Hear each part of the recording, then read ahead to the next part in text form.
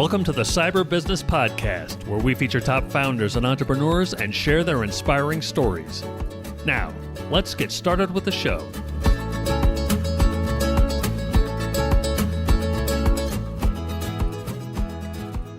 Matthew Connor here, host of the Cyber Business Podcast. Today, we're joined by Brett Talmadge, CIO at Nisqually Red Wind Casino. Brett, welcome to the show.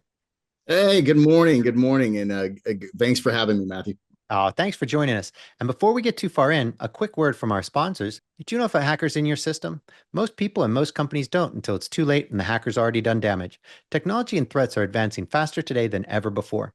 At Cyberlinks, we help companies leverage industry-leading technology to stay safely ahead of threat actors. Find out more at cyberlinks.com. That's cyber, Lynx.com. And now back to our show. Brett, for those who aren't familiar, can you tell us about Nisqually Red Wind Casino and your role there as CIO? Yeah, so actually, I'm no longer their full-time CIO. I actually worked myself out of a position, so they to the point where they eliminated the CIO role. Well, congratulations, I suppose. Yeah. I think I did what I set out to do there, because who would have thought this in less than 2 years from where they were at? They'd gotten. I was hired on. Was with Nisqually to come in and save the day. They had fell victim to ransomware, and they paid the ransomware, which is the big no-no. Yeah. Right. Everybody was frantic. They were freaking out. They didn't know what to do.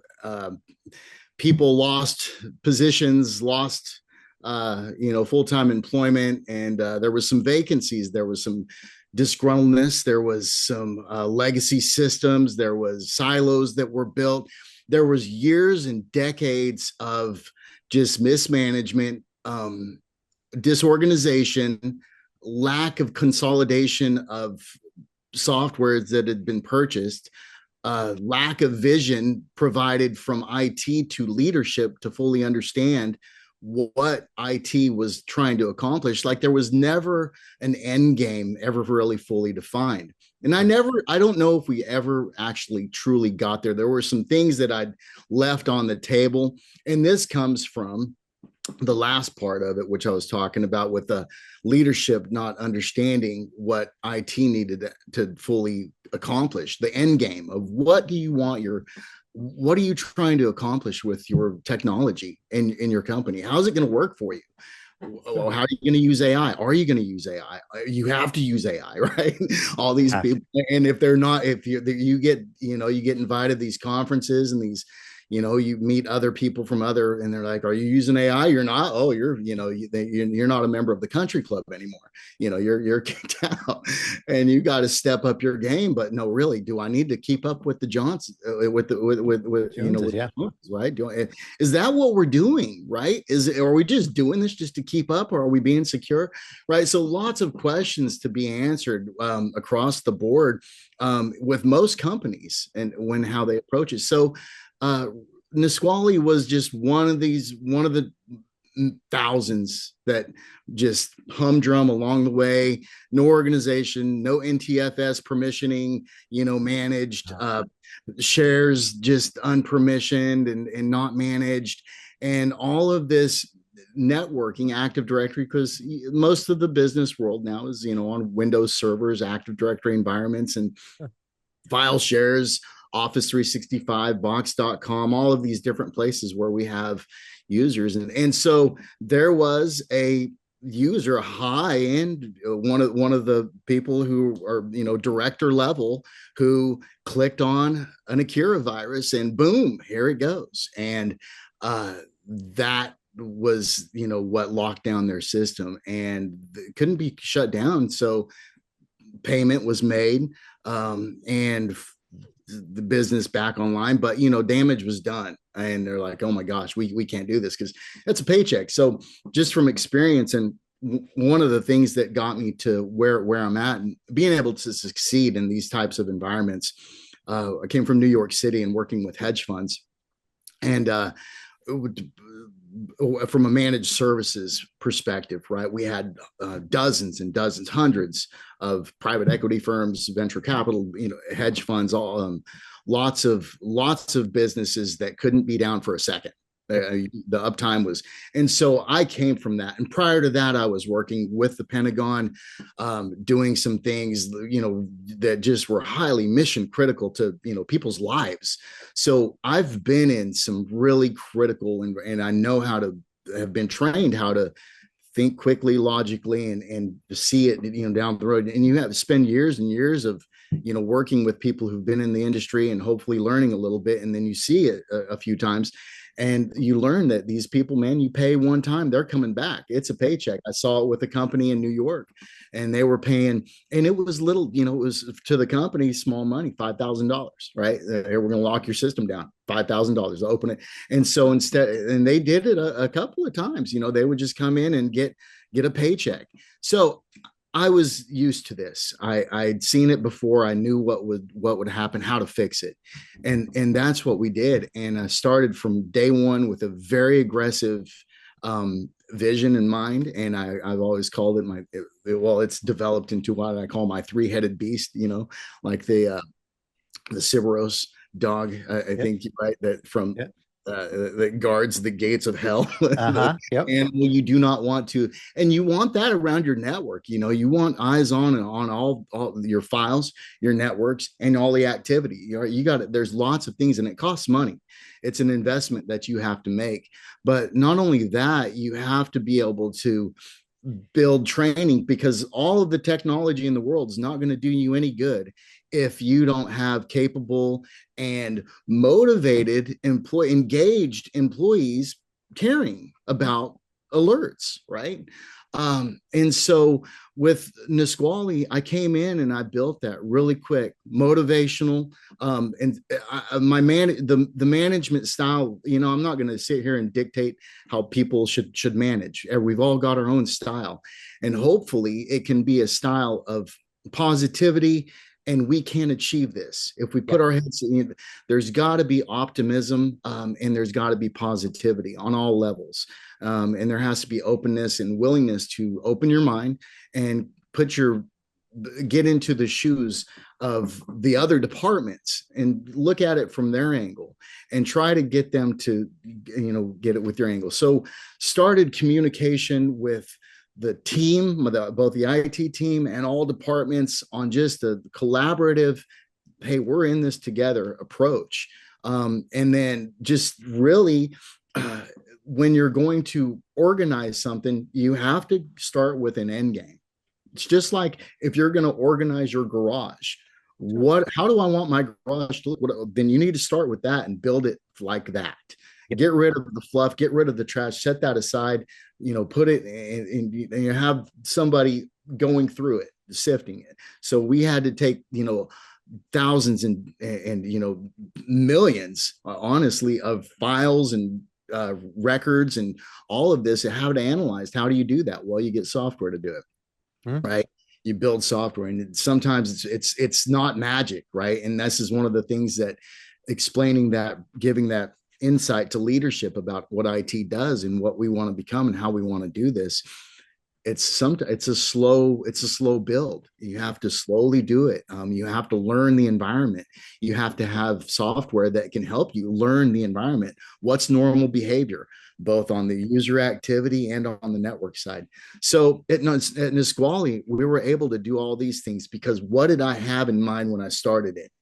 When I started at any company, what I want is for all people in all departments communicating effectively, things getting done, projects just kicking off, and being able to have company picnics, Christmas parties, time off, all of these things, and have fun and work on research and development and how to gain more customers or gain more business instead of troubleshooting, fixing our current business. Right. And so I started with that in mind. And how am I going to do that?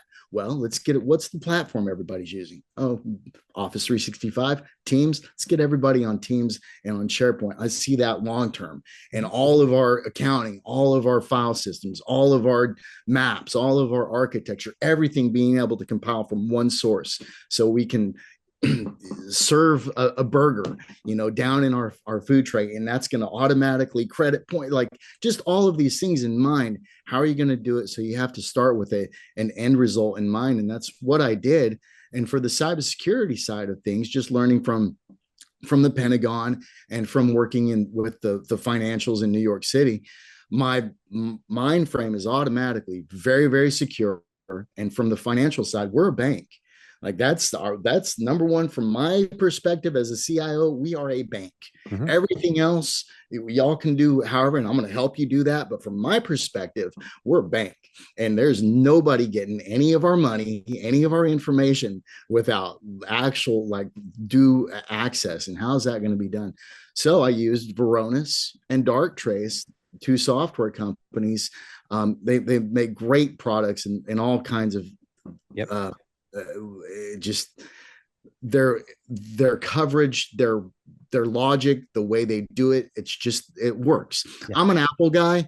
When Microsoft released Vista and ME and these, I gave up. I quit. I like the new platform, Windows 7, Windows 10, Windows 11. It's okay. They're all right. It's working. But after the Vista and ME thing, I was, no, man, it doesn't work. Why can't I print?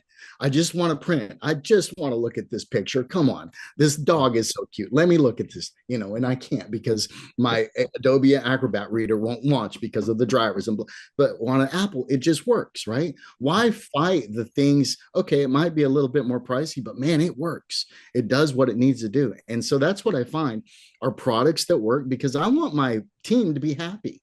And so you got to go forward with what is going to be, how easily can I get this to be adopted and used? So that's my story with them. And so I was able to do all of that in a year's time frame and have the capability, which we did, fully launched AI, agentic AI across the company. So all departments are now able to use it. You come in, you sit down on your computer and you say, hey, bring me up to speed. What have I missed? It tells you everything that you need to respond to. And just so many, it's live and it's usable. And I worked myself out of a job. Well, you know what? A couple of things. I mean, I get how Darktrace really and products like that really help, on the cybersecurity side and kind of give the impression that it's done, right? Because it is almost, for those who aren't familiar, Darktrace is just a phenomenal company doing fantastic work on the email side, on the network side, on the OT side, you name it. Even they're coming out with their security awareness training, which is also mind-blowing. They just do an amazing job of leveraging AI in the right way to properly, secure your network and your devices, your emails. It's phenomenal. So I get how it gives that impression that, hey, look, it's fire and forget. We're done. We've got AI watching our backs. We're covered. It's like having RoboCop everywhere. Cool. What do we need? Somebody supervising RoboCop for? Really? Obviously, like it's not the end. Like cybersecurity isn't a state. There's no such thing as being cyber secure. You're always in a process of trying to be cyber, of having the best cybersecurity that you can have because we're in a constant arms race with the bad guys, right? As AI comes out and they get better, we get better, they get better, we get better, they get better. And it's a constant battle. So what was their thinking that they're thinking, oh, Brett's done such a great job that we're done forever. We don't ever need to revisit technology or cybersecurity. I don't understand that thinking. Help me out. I never really phrased it that way in my mind, Matthew, but it makes me giggle hearing because it's ludicrous, right? When you hear it so where I realized that, and this is one of why in the last point that during the intro, what I was saying about communicating that to leadership, what I teach and what the end game, right? You sit in meetings and you give presentations about what IT is working on. Here's what we're doing. And I did about a year ago, little over a year ago. I provided a presentation about all of the projects that IT was working on, and really just made it as and put it in layman terms as much as possible, and really explained it, and really thought that the leadership understood what I was talking about. Sure. They didn't, and that's the thing that we've, as IT personnel, got must be better at communicating what that looks like in a easy in a summary, right? Summarized fashion, but easily communicated. Because about a month before they gave me the news, and I really didn't think that it was going to happen. I'd been told about 6 months prior that this probably was going to happen, and I said, surely not. Just given the state of, what we were doing, what we had been through, what they had been through, and where we had come. I thought I'd explained it well enough about what we needed to further do. And in doing so, I needed some staff for the team. Asked for 3 more people for my team. And but before I could do that, I said I needed space.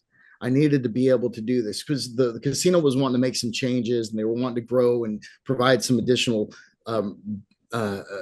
time. They were going to expand the hours of the business. So to do so, I needed to add some people to allow the coverage. But before I could do that, I needed some space. I was literally out of space for anybody to sit. And so in having this conversation, it dawned on me when I was having it with the people that needed to help me make the decision, yes or no, was that they didn't understand what IT did. Because when asking for 3 spaces, they said, well, why do your techs need desks? Aren't they just out walking around just fixing issues? They don't need a desk for anything, do they? And I'm like, oh my God. And this is somebody who's been in the business for decades. And I was like, wow, you really don't know what the individual positions do. They had no clue. They thought an IT guy is an IT guy is an IT guy, right? Or IT person's an IT person's an IT person. No, and clearly that is, and it makes sense. As you said, it was somebody who's been in the business for decades. The problem is the first and last time that they looked at IT and understood it was decades ago, when that was 90, some percent of our job was fixing Windows that was down. It wouldn't, fixing the printer. We were grappling with technology to make it work. And now the technology works so much better, but that is not the day-to-day, struggle. The battle now is security and keeping the bank vault closed and safe from thieves. And it's no wonder that there was a breach before you got there. And if if the thinking doesn't change, inevitably there is going to be another breach, because what you put in place will last for only so long. It won't be managed properly. Things will, deteriorate because entropy, it's that's how the universe works. And the bad guys will get in because something wasn't updated, because something happened, and blah. And now they're back in at square one, getting hit again. It boggles my mind that they can't that anybody would. And I'm not trying to bash them. I Right. think this is a great conversation for everyone to have and understand. Is like, wait a sec, you can't just reach a state of cybersecurity where, like, Brett did such a great job that we don't need him anymore. Like, what? It wasn't like you were a mechanic who fixed the car and we're like, thanks for fixing the car, we're roadworthy now. Not at all. Right. So that's wild to me. Okay, well, moving on, I suppose. I Yeah. mean, I think that other people will see that. And I think that's such a it's unfortunate. That is a very kind of old way of looking at IT and an old understanding. And it's shocking that after an incident like that, that wasn't the wake up call to be like, whoa, okay, clearly we don't have a good hold on this, right? We don't understand the threats that are out there, right? So they'll continue to walk around in the rain with their, with a lightning rod and wonder why they keep getting hit, until they figure that out. So Well, Fascinating. last thing, and I just want to on this topic. I'll close it on this one. Is that I left them in some really good hands.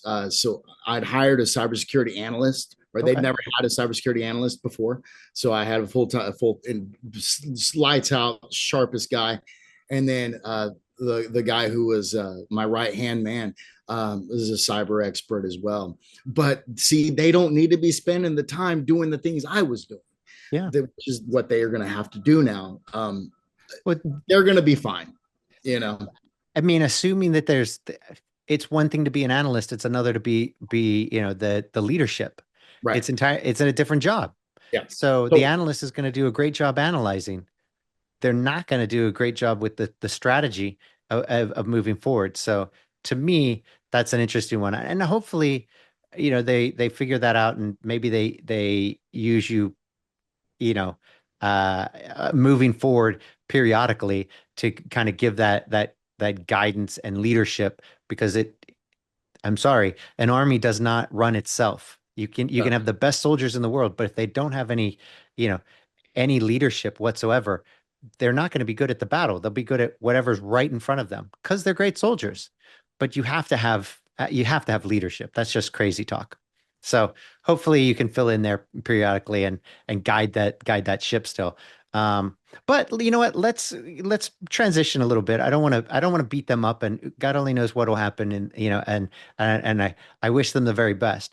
But let's touch on. I mean, we touched on Dark Trace a little bit, and I think fantastic. But let's discuss, since this is kind of so relevant, let's discuss AI and cybersecurity. I mean, its role now. I think this is a very relevant topic. It's the topic of the day is AI, and since we've talked to Dark Trace a little bit, like let's dive into it a little bit. What is your kind of take on it? I know that you're obviously you've already said you're a big fan of Dark Trace. What is it that you like about it, and why, let's say, Dark Trace over some of the other AI security products like, say, Abnormal or you name it. right. So and that was, one of the areas where the decision that needed to be made. Why is this product superior from others? So when I purchased Dark Trace, I was really, you know, torn between them and some of Rapid Seven's offerings. Rapid Seven offers, I think, probably just as good of a service, close to, maybe not as in the product suite that Dark Trace has. And I know they're always looking at, rearranging it, restructuring their bucket of their offering, and what's your Valentine's Day offer going to look like? Yeah. So these marketing and sales directors, they always get creative, and I think hopefully have a good eye for what the market's asking for. Mhm. What's your demand? um and Dark Trace just made it just like Apple. It just works. It makes it simple, and it works. It does its job. I'm You get overwhelmed with, and especially, as long as I've been doing this, Matt, it's just the false positives can be just it's such an annoyance. Yep. False positives are the worst. Dark Trace helps to remediate that and negate that on such a massive level. Yeah. That was my biggest selling point from them, That's a on great one. how easily they were able to give us actual real alerts and no fluff, no reducing the spam, reducing the false positives. Yep. I so many times working through a service desk, and being on the help desk side of things, the person who has to go through all of the alerts that are coming on, and assigning tickets and working the tickets. When you come in and you have 1,000 or 2,000 or 4,000 or 5,000 security alerts, how are you going to go through that? Are Yep. they real? And you find out 99% of them are, there was a driver that was out of date. Yeah. Right. So and it's like a print driver, just things that you're like, okay, I can fix this with the Windows update or whatever, but this isn't actually somebody, in trying Yeah. to infiltrate me. I want to know about that. I want to know, other, in having that type of visibility in different areas, because that's what your leadership wants to see too. What are the things I can call out? This is here's the return on my investment with this security product, Yeah. right? And those types of actionable items that you're able to really look at and say, this was an actual major issue, and seeing it quickly. That's the thing. It's not hidden in 100 other, alerts that you don't get to till page 3. Uh, Yeah. and so that's one of the reasons why Darktrace, really with their engineering team and their incident response team that help to just their classes, their onboarding, all of the things that they offer to help to get you to that state, is just tremendous. That's great. Yeah, Yeah. that was the biggest, my biggest brag about Darktrace. Yeah, and I think I think that's fantastic, and that's really what companies should be doing now as we look at AI as it, how do you leverage AI on the security space? I think everybody gets the Chat GPT. That's really great. It can help me with my email, help me with my presentation, give me, help me with some advice, some research. Makes perfect sense, and I think that's so great because it has helped people start to understand and start using AI. But when it comes to security, and then you start talking about agentic AI, I think the really cool thing is you see in products like Darktrace, you see the future of, let's just take like the email, for instance, right? You kind of hit on it a little bit there when it's like the takes down the false positives. But the reality is where it's taking the user is no longer do you go through your quarantine or your junk folder to look for, oh, did Sally email me? She said she did, but it didn't get it. There's no more of that. Like you don't need that. That whole idea of quarantine that's a from a bygone era. It changes it to where now the end user just gets to be, if Jane is great at accounting, she gets to do accounting. You don't have to worry about teaching her how to spot the bad guy's email because that's what the AI is doing. It's doing the spotting. Jane doesn't have to worry about it. She can focus on accounting. And it's those kind of things that where AI gets leveraged and makes your using experience so much better. I mean, let's just rewind, say 10 years ago, right? The problem that older people have or have had historically with using technology is that you have to use it in a certain way, right? Windows XP was a great example, and ME and all of them, where like, oh, you have to do it take Linux, for instance. You have to do it in a very specific way or it's not going to work, right? That's the beauty of AI is now you get to just do it. The technology is working and now you get to do your stuff. So I think that's one of the cool things that we're starting to see in products like Darktrace, where it's like, the security stuff's just kind of handled. And now the end user doesn't have to worry about sifting through it, even if that end user happens to be on the IT side and they have 5,000 alerts from the weekend to go through. Like, are you kidding me? That's your day. Maybe that's Monday, Tuesday, just getting through those and clearing out those alerts, which, as we've all been a part of, is 99% false positives. And even if the important ones in there, it's like it's lost in 5,000. How timely was that? So that's where I think it gets really exciting with AI. And I'm kind of curious, your take on where does this take us next? What do you think happens now that we're getting a taste of AI? And I know, products like Darktrace have been around. Darktrace in particular has been around for a while now. I think it's like 15 years, something like that. And they've been using machine learning for a long time. And I'm a little kind of I, I'm not completely sold on traditional security products bolting on an LLM and saying we're using AI. I'm not sold on that yet because it's so easy to kind of prompt inject on an LLM, and now you've got to worry about those things. So I'm kind of curious your take on the future of AI and security. Where does this take us? So with AI and security specifically, I think it's going to really, really, um, provide a platform for us as people, just regular users, to be able to communicate um, in a way that we never that we didn't think was possible. And uh, I was already thinking, I'm trying to put this into words as I'm thinking it through, because I was just like really having a conversation about this the other day, and it was geared towards how we started using our computers for on the regular, right? Yeah. And the thing that you find people were doing a lot of is watching videos, right? If you go back to the late 90s, heck, early 90s, late 90s, early 2000s, now, right? It's YouTube, right? YouTube's the videos, people have been sharing them, the funny ones, right? And it makes it easy to communicate an entire whatever you're trying to communicate via video, Yeah. right?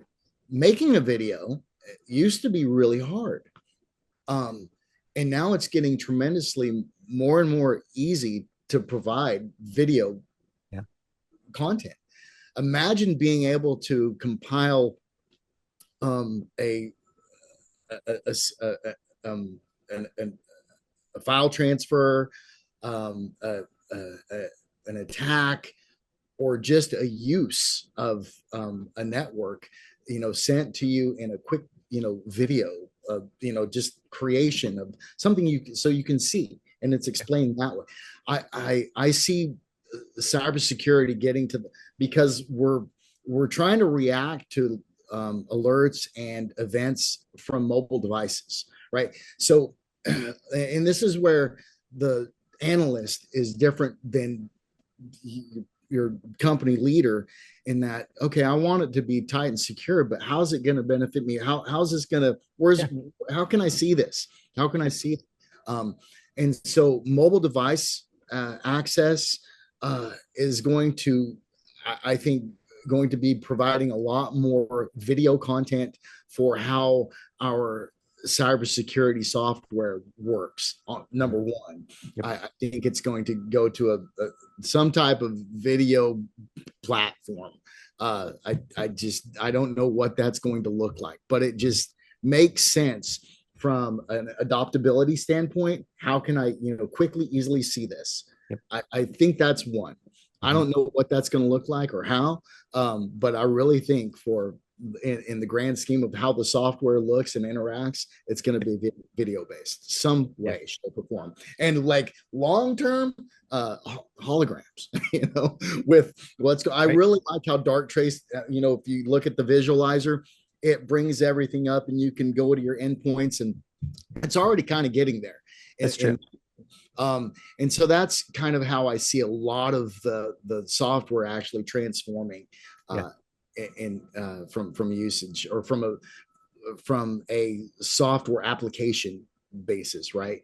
From applying and adhering permissions and accessibility, biometrics, I think are going to be, obviously is going to be huge. We're already using, that in a huge point, because there's just too much. I think there's too much susceptibility for fraud with anything else. Yeah. And even the biometrics, there's still, but you're getting to a level of counterfeit, right? With anything else, that it's just, if you're a bank, you don't want it. You want to get your most tight things. So those things are kind of what I think about.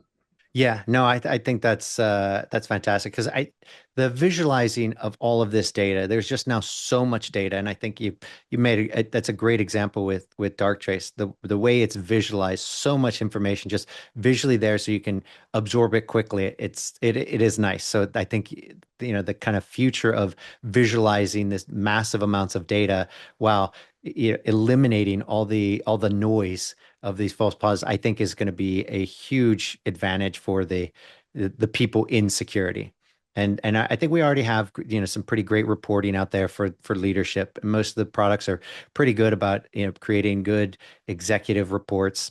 Fantastic. But in the day to day. Yeah, the visualizing is fantastic. Brett, this has been so much fun. I think we could go on and on. I think it's endless when it comes to AI and the future of security. It's been a blast having you on. But before we go, can you tell everybody where they can find out more about you and how they can get in touch with you? Yeah. So I'm on LinkedIn, just Brett Talmadge on LinkedIn. You can find me there anywhere. And I'm here in the Pacific Northwest and trying to just make the best footprint I can in helping people achieve AI usage and having a good cyber posture. Fantastic. Well, Brett, until next time. Hey, thanks a lot for having me on. Thanks for listening to the Cyber Business Podcast. We'll see you again next time, and be sure to click subscribe to get future episodes.